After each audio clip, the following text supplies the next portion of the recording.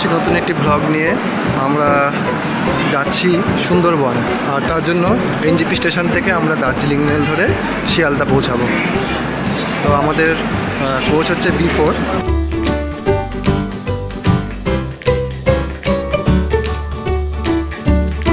আমরা শিয়ালদা স্টেশনে পৌঁছে গেছি। 8:42-এর যে ক্যানিং লোকাল ধরে আমরা সুন্দরবনের উদ্দেশ্যে রওনা দেব। এই তোমরা সুন্দরবন যাবে, কেমন লাগছে?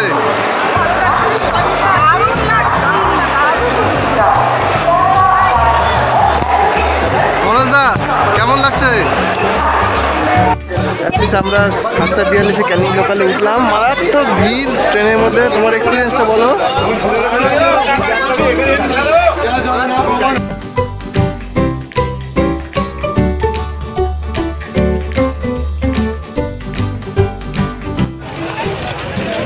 আমাদের ট্রাভেলস লোকনাথ ট্রাভেলস চলে এসেছি আমরা লোকনাথ ট্রাভেলসের আন্ডারে।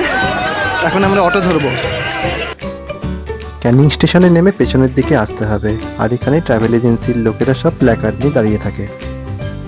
তো এইভাবে দেখুন অটোগুলো সব লাইন করে দাঁড়িয়ে থাকে। আমরা একটা অটোতে উঠেছি লোকনাথ ট্রাভেলসে।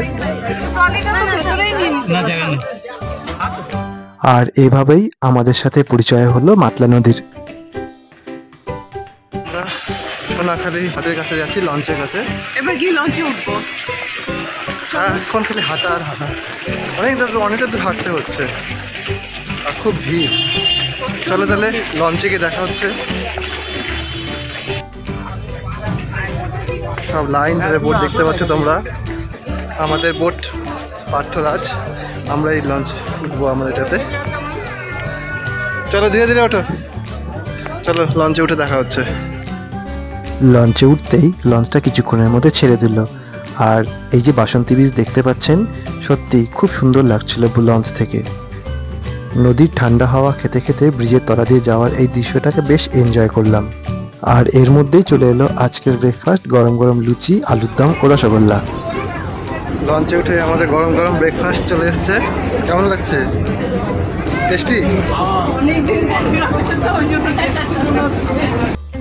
ব্রেকফাস্ট শেষ হতে না হতেই চলে এলো সুন্দরবনের বিখ্যাত আমুদে মাছ ভাজা।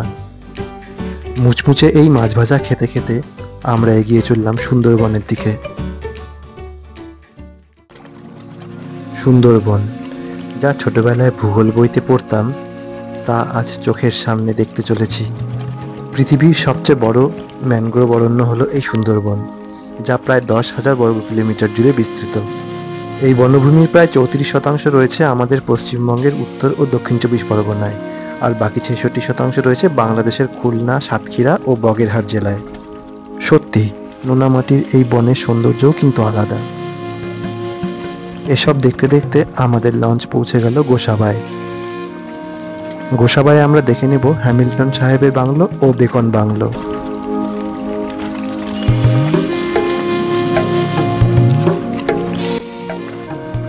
বাংলোতে সেভাবে দেখার মতো কিছু নেই, তবে শুনেছি 1932 সাল নাগাদ রবীন্দ্রনাথ ঠাকুর কিন্তু এই বাংলো পরিদর্শন করেছিলেন হ্যামিল্টন সাহেবের আমন্ত্রণে। বেকন বাংলো দেখে আমাদের লঞ্চ এগিয়ে চলল পাখিরালয়ের দিকে। নদীর দুধারে গভীর সুন্দরবন, ইলশে গুড়ি বৃষ্টি, আর লঞ্চ থেকে মাঝে মাঝে ভেসে আসা ইলিশ মাছের গন্ধ। সত্যি এ যেন এক ইলিশ উৎসব।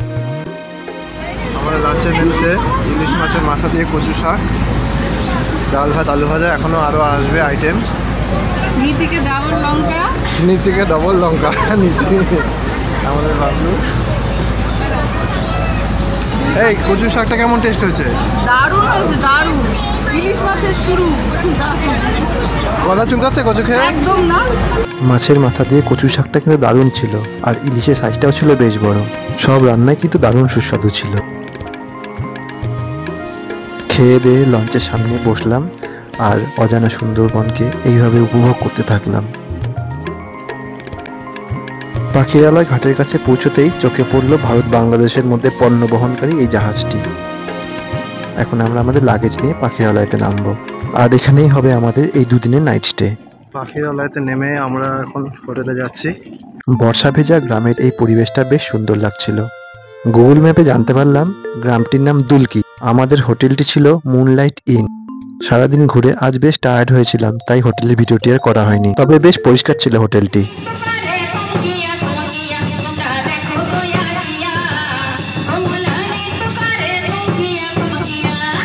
সন্ধ্যাবেলায় আমাদেরকে দিল গরম গরম চাউমিন, আর সঙ্গে ছিল ঝুমুর নাচ। মাদলের তালে তালে সন্ধ্যাটাকে কিন্তু বেশ এনজয় করলাম। রাতে গরম ভাত আর মাটন দিয়ে ডিনার করে শেষ করলাম প্রথম দিনের ভ্রমণ পর্ব। Good morning Sundarban. আজকে আমরা দ্বিতীয় দিনের সাইট সিনে বেরিয়ে পড়েছি। তো সবাই দেখতে পাচ্ছেন বৃষ্টি হচ্ছে খুব, আর এই বৃষ্টির মধ্যে ছাতা নিয়ে বেরোতে হচ্ছে। আমরা এখন একটা সিট নিয়ে বসে আছি, একটু পরে লঞ্চ ছাড়বে। Good morning Sundarban. Good morning, good morning. দ্বিতীয় দিনের সকালটা আমাদের শুরু হলো গরম চা আর বিস্কুট দিয়ে। আজ আমরা সুন্দরবনের কোর এরিয়াতে যাব, আর তার জন্য সজনেখালি থেকে আমাদের পারমিশন নিতে হবে এবং একটা গাইড নিতে হবে। মেঘলা আকাশ আর বৃষ্টিকে সাথে নিয়ে আমরা বেরিয়ে পড়লাম সুন্দরবনের গভীরে।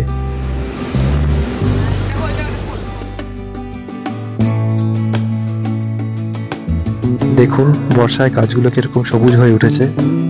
দেখতে পাচ্ছেন এখানে সব এরকম খাড়ির মতো করা, আর এখানে নেট দেওয়া আছে। দেখুন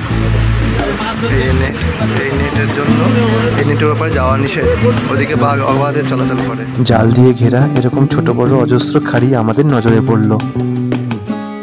আজ আমাদের ব্রেকফাস্টে ছিল লুচি আর কাবুলি ছোলার ঘুগনি। কালকের একটা ঘটনা, কালকের ভোরে একজনকে বাগে নিয়ে গেছে এই গ্রামে, বিনা পারমিশনে ওইখান থেকে এই গ্রামে এসে গেছে। আমরা সকলেই গাইডের কথাগুলো মন দিয়ে শুনছিলাম। সুন্দরবনে একটাই মাত্র ফল খায়, দুটো খায়, কিন্তু একটাই অ্যাভেলেবেল পাওয়া যায়, সেটা হচ্ছে কেওড়া ফল। ছোটো ছোটো ডুমুরের মতো দেখতে। আপনারা খেয়েছেন কখনো? এরকম গোরান আছে, পাইন আছে, সবাই আলাদা আলাদা করে। আমরা চলে এসেছি পঞ্চমুখানি, 5টা নদীর মুখ, চারিদিকে জল, দেখে মনে হচ্ছে যে সাগর। বিভিন্ন তথ্য থেকে জানতে পেরেছি যে এই পঞ্চমুখী হলো পদ্মা, মেঘনা, ভৈরব, মধুমতি ও হুগলি নদীর মিলনস্থল।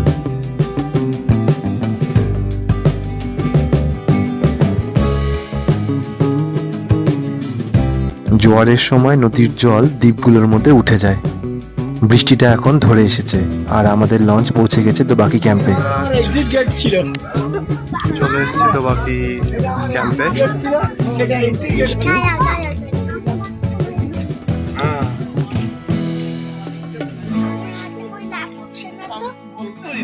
ও আচ্ছা, এই তো কোথায় দেখতে পাচ্ছি? কোথায় কোথায়? এই দেখ, হ্যাঁ এই দেখ ঘুরছে, দেখো ও হ্যাঁ হেঁটে হ্যাঁ যাচ্ছে, দেখো সোজা দেখ। দেখতে পাচ্ছি হেঁটে যাচ্ছে, হেঁটে যাচ্ছে ছাপা ছাপা দেখ। না না, কেওড়া গাছ বলছে।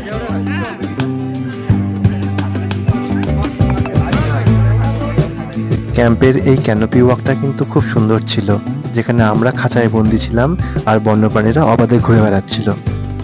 মাটিতে দেখতে পাচ্ছিলাম ছোট ছোট লাল কাঁকড়াগুলোকে। দেখতে পাচ্ছ কত সুন্দর হরিণ। অবশেষে ওয়াচ টাওয়ার থেকে 5টা হরিণ আর কিছু বক আমরা কিন্তু দেখতে পেলাম, আর মনটা তাতেই খুশি হয়ে গেল। এই যে পুকুরটি দেখতে পাচ্ছেন, এটি একটি মিষ্টি জলের পুকুর, আর এখানে বন্যপ্রাণীরা সব জল খেতে আসে। জাতি ধর্ম নির্বিশেষে সুন্দরবনের সকলে যে দেবতাকে মানেন তিনি হলেন বাঘ দেবতা ও মা বনবিবি, যিনি সহায় থাকলে বনে কোনো বিপদ আসে না। আমরা দোবাকি ক্যাম্প দেখলাম। ক্যাম্প দেখে ও দেখো তেঁতুল নিয়ে এসেছে। দেখো এই বুনো তেঁতুল, কাঁচা তেঁতুল আমরা তুললাম, তুলে এখন আমরা বোটের দিকে এগোচ্ছি। ওয়েদারটা খুব ভালো। চলো দেখা হচ্ছে বোটে আবার। টাটা।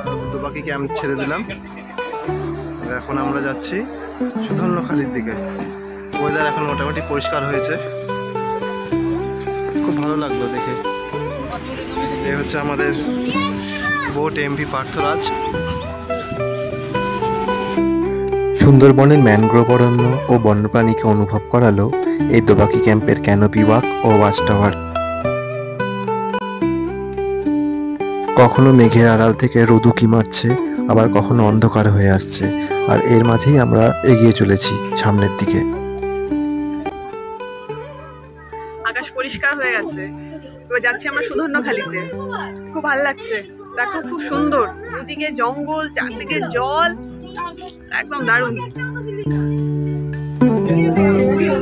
দুদিন ধরে ঘুরতে ঘুরতে আমাদের সহযাত্রীরাও যেন আপন হয়ে উঠেছিল। আমরা একটু দাদার সাথে কথা বলে নেব।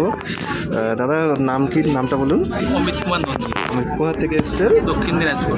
আপনার কেমন লাগছে সুন্দরবন? ভালো লাগছে। আর খাওয়া দাওয়া এই লোকনাথ ট্রাভেলসের সাথে? এমনি কিন্তু ভালোই, সবই ভালো হয়ে আছে, সুন্দর ইয়ে করছে, ঠিক ঠিক। পরিষেবা ভালো ওদের। দাদার সাথে কথা শেষ হতে না হতেই হঠাৎ গাইড চিৎকার করে নদীর দিকে তাকাতে বলল। দেখতে পেলাম কালো রঙের একটি ডলফিনকে। জীবনে প্রথমবার নদীতে এরকম ডলফিনকে দেখলাম আর মনটা আরো রোমাঞ্চিত হয়ে উঠল। ডলফিন দেখার পর এবার বিশ্বাস যেন আরো বেড়ে গেল, যেন রয়্যাল বেঙ্গল টাইগার দেখতেই পাবো। তাই জঙ্গলের দিকেই তাকিয়ে থাকলাম। আপনারা দেখতে পাচ্ছেন এই হেতাল বন, আর এই হেতাল বনেই কিন্তু বাঘ থাকে। হেতাল গাছের পাতাগুলো দেখুন, একদম বাঘের ডোরা কাটা দাগের মতন। এটা অ্যাডভেঞ্চারপূর্ণ জায়গা, কিন্তু এখানে কিন্তু বাঘ থাকার চান্স প্রচুর। বড় বড় চোখ করে বৃষ্টির মধ্যে দিয়ে হেতাল বনের দিকে তাকিয়ে থাকলাম, যদি বাঘের দেখা পাই। যত সামনের দিকে এগিয়ে যাচ্ছিলাম জঙ্গল ততই কাছের দিকে চলে এসেছিল। জোয়ার ও বৃষ্টি থাকায় বাঘ দেখার সম্ভাবনা কমই ছিল, তবুও মন চাইছিল যেন দেখা পাই। আপনারা দেখতে পাচ্ছেন কি নিপুণ হাতে ঝড় বৃষ্টির মধ্যে দিয়ে এই নৌকা চালিয়ে এরা মাছ ধরতে যাচ্ছে। এভাবেই আমাদের দুপুরটা কাটলো আর আমরা পৌঁছলাম সজনেখালিতে। আমরা এখন সজনেখালি ওয়াচ টাওয়ারে চলে এসেছি। প্রচণ্ড বৃষ্টি, এর মধ্যে যেটুকু ঘোরার। আমাদের গাইড কোনটা সুন্দরী গাছ বলছে? আচ্ছা, এই সুন্দরী গাছ, যার জন্য এই সুন্দরী গাছটা দেখুন, যার জন্য এই গাছের এক নাম হয়েছে, এই গাছের নাম অনুসারে সুন্দরবন। গোটা বন জুড়ে কিন্তু এই গাছ। গুড মর্নিং, আজকে ডে 3। আজকে আমাদের বাড়ি ফেরার পালা। দেখতেই পাচ্ছ কীরকম ভিড়, প্রত্যেকটা লঞ্চের সামনে দাঁড়িয়ে আছে সবাই, মানে যে যা তাড়াহুড়ো ব্যস্ততার মধ্যে আজকে কিন্তু আমাদের জার্নি শেষ। দেখতে থাকো আজকের দিনে আমরা কি কি দেখতে পাই এবং কি কি এনজয় করি। আজ আমাদের সুন্দরবনের শেষ দিন। মন চাইছে না, তবুও ফিরতে যেতেই হবে। হোটেল চেক আউট করে সকাল 9টায় আমরা লঞ্চে উঠলাম। আজ ব্রেকফাস্টে ছিল লুচি ও আলু মটরের তরকারি। পাখিরালয় থেকে আমাদের লঞ্চ ছেড়ে চলল সোনাখালির দিকে। গতকাল বৃষ্টি থাকায় আমরা লোকনাথ মন্দির দেখতে পাইনি, তাই আজ দেখব। আমরা এখন যাচ্ছি লোকনাথ মন্দির। রাস্তাটা খুবই চাপা আর খুব কাদা, চারিদিকে গ্রাম।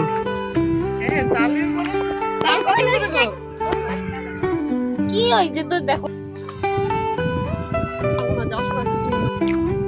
খুব টেস্টি। যদি ভালো লাগে তারপর আমি জবরদস্তি দেবো না, এটা তুমি বিষয় রাখো। এখানে এসে সেই ছোটবেলার সহজ পাঠের গ্রাম বাংলাকে অনুভব করতে পারলাম। সুন্দর ধান ক্ষেত, দেখো এগুলো ধান গাছ। টাটকা গাছ থেকে পেরে নিয়ে আসলো, খুব মিষ্টি, দারুণ খেতে। সব টাটকা টাটকা।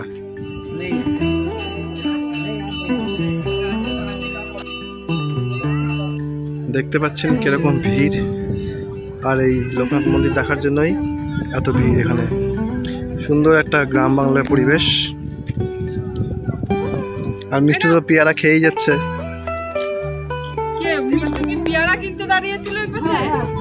মনোজ দা, জয় বাবা লোকনাথ।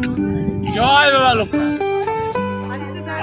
এই কাঁকড়া দেখার জন্য আমার মেয়ে কখন থেকে বায়না ধরছিল, তাই ওকে এখানে নিয়ে এলাম। চল চল চল।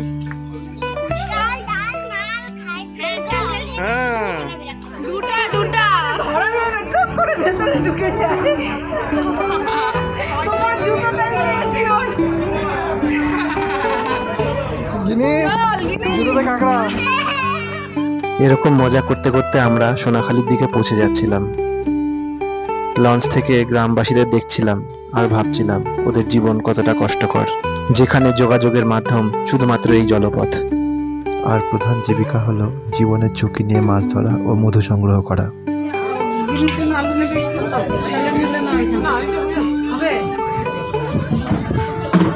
আমাদের লাস্ট মেনু ইলিশ বিরিয়ানি।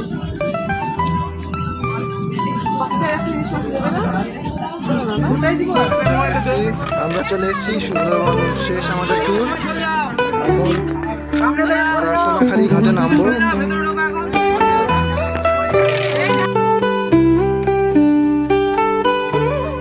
অবশেষে দুপুর 2টোর সময় আবার আমরা সোনাখালী ঘাটে ফিরে এলাম, আর এখানেই আমাদের সুন্দরবনের যাত্রা শেষ হলো। এই ট্যুরের যাবতীয় ডিটেলস আমি ডেসক্রিপশন বক্সে দিয়ে দিলাম। টাটা সবাইকে, আবার দেখা হবে। 2 রাত 3 দিনের এই ইলিশ উৎসব আর বর্ষাকালীন সুন্দরবনকে এই ভ্রমণ পিপাসু মন আবার দেখার অপেক্ষায় থাকবে। আমরা এখন বেরোলাম, খেতে যাব। খেয়ে দিয়ে এসে তারপর হচ্ছে লাগেজগুলো নিয়ে তারপর ট্রেনে উঠবো। ভালো। নেক্সট কোথায় যাবি? প্ল্যান করতে হবে।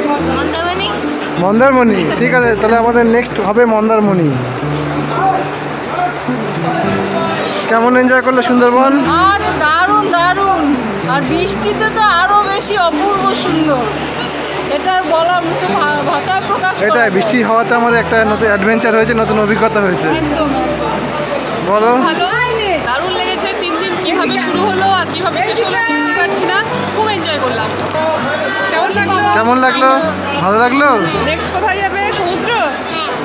ঠিক আছে, তাহলে এবার আমাদের দার্জিলিংয়ে 12 নম্বর প্ল্যাটফর্মে দিয়ে দিয়েছে। এবার শিলিগুড়ি ফেরার পালা। দেখা হচ্ছে নতুন কোনো ভিডিওতে। ততক্ষণের জন্য টাটা, গুড নাইট।